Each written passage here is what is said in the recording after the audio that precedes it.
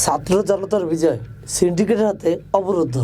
জুলাই আগস্টের ছাত্র জনতার গণঅভ্যুত্থানের মধ্য দিয়ে আমরা ফ্যাসিবাদী শাসন এবং স্বৈরাচার শাসক হাসিনার পতন ঘটাতে সক্ষম হয়েছি।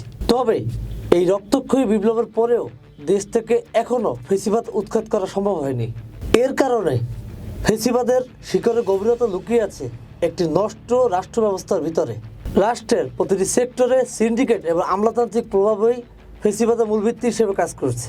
সিন্ডিকেটের কারণে রাষ্ট্র এবং নাগরিকের মাঝে ক্রমাগত দূরত্ব বাড়ছে। নাগরিকরা তাদের অধিকার থেকে বঞ্চিত হচ্ছে এবং দেশের অর্থনীতি কুক্ষিগত হয়ে পড়েছে।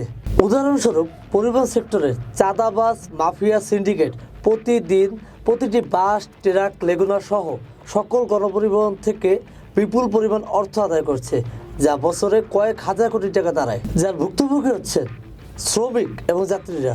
কৃষি ও খাদ্য সেক্টরে সিন্ডিকেটের প্রভাব সুস্পষ্ট।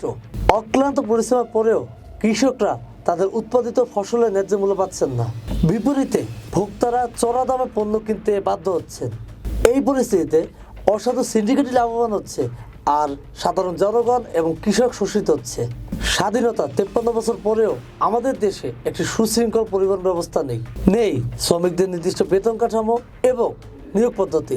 তদ্রুপ দেশে কোনো নিয়মতান্ত্রিক বাজার ব্যবস্থা নেই, যেখানে রাষ্ট্র সরাসরি কৃষকদের কাছ থেকে ন্যায্য মূল্যের পণ্য কিনে তা ভোক্তাদের কাছে সঠিক দামে পৌঁছে দেবে।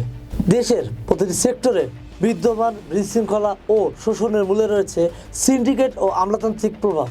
এখন সময় এসেছে ছাত্র জনতার আরেকটি বিপ্লবের, যেখানে আমরা এই মাফিয়া দুর্নীতিবাজ আমলাতন্ত্রকে সমূলে উৎখাত করব। শুধু তখনই নাগরিকদের অধিকার নিশ্চিত হবে এবং জুলাই বিপ্লব তার পূর্ণতা পাবে।